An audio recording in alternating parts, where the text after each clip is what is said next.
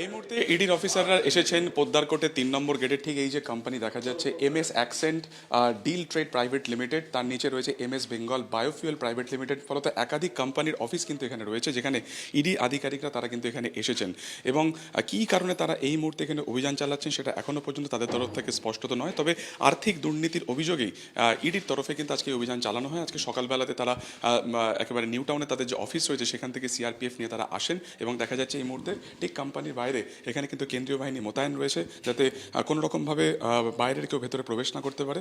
এবং ইডি আধিকারিকেরা দীর্ঘক্ষণ এই পোদ্দার কোর্টের নিচে অপেক্ষা করেন এবং 8টা নাগাদ তারা এখানে কিন্তু অভিযান চালান। আমরা এখানে দেখতে পাচ্ছি মোট 6টা থেকে 7টা কোম্পানি রয়েছে, যার মধ্যে MS accent drill trade private limited রয়েছে, জিএসটি নাম্বার তার নিচে রয়েছে।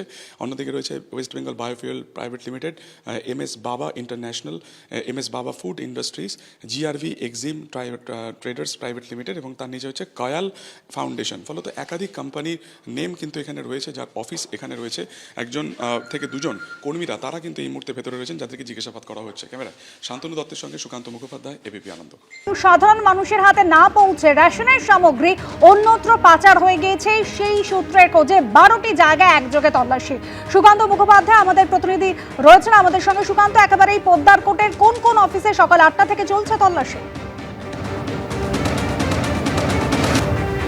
দেখো, এখানে অর্থাৎ পোদ্দার কোর্টের 7 নম্বর ফ্লোর আমরা এই মুহূর্তে রয়েছি। 3 নম্বর গেটে যাওয়ার পরে এই যে ফ্লোরে আমরা এই মুহূর্তে রয়েছি, সেখানে মোট 6টি যে অফিস রয়েছে তার অ্যাড্রেস কিন্তু একটাই রয়েছে। এই 6টি কোম্পানির নাম তোমাকে বলে রাখবো: MS accent deal trade private limited, Bengal biofuel, Baba international, Baba food industry, Koyal foundation এবং জিআরভি এক্সাম ট্রেডার্স।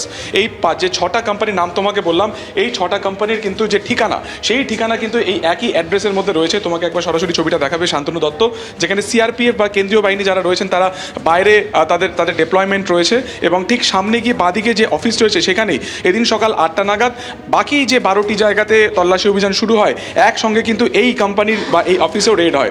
এই মুহূর্তে এর ভেতরে কয়েকজন কর্মীরা রয়েছেন, কিন্তু যারা মূলত এই ব্রাঞ্চের দেখাশোনা করেন তাদেরকে এখানে আসতে বলা হয়েছে, তারা এই মুহূর্তে অফিসে নেই।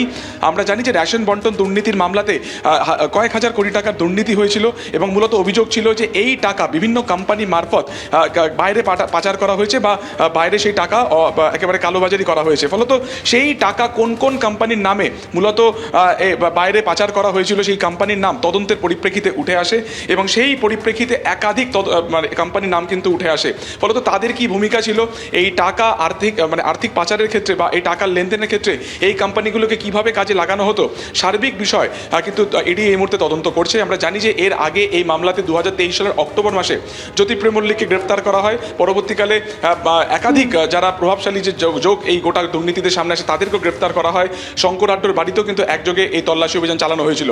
ফলত আবার নতুন করে তৎপর ইডি বেশ কিছু নতুন তথ্য তাদের হাতে এসেছে এবং সেই মাফিকই কিন্তু একাধিক জায়গাতে আজকে একযোগে এই তল্লাশি অভিযান চালানো হচ্ছে, যার মধ্যে শহর কলকাতাতে একাধিক অ্যাড্রেস রয়েছে এবং বাইরে রানীগঞ্জ থেকে শুরু করে হাবড়া বনগা বিভিন্ন জায়গাতে। এবং যে ফ্লোরের তোমাকে বললাম যে ঠিক এই যে আপাতত গেটটাকে বন্ধ করে রাখা হয়েছে নিরাপত্তার জন্য, বাইরে সেন্ট্রাল ফোর্স রয়েছে এবং ভেতরে 6টি কোম্পানির একটি মাত্র অ্যাড্রেস, সেই অ্যাড্রেসে এই মুহূর্তে তল্লাশি অভিযান চালাচ্ছেন কিন্তু ইডি আধিকারিকেরা এই রেশন বন্টন দুর্নীতি মামলাতে।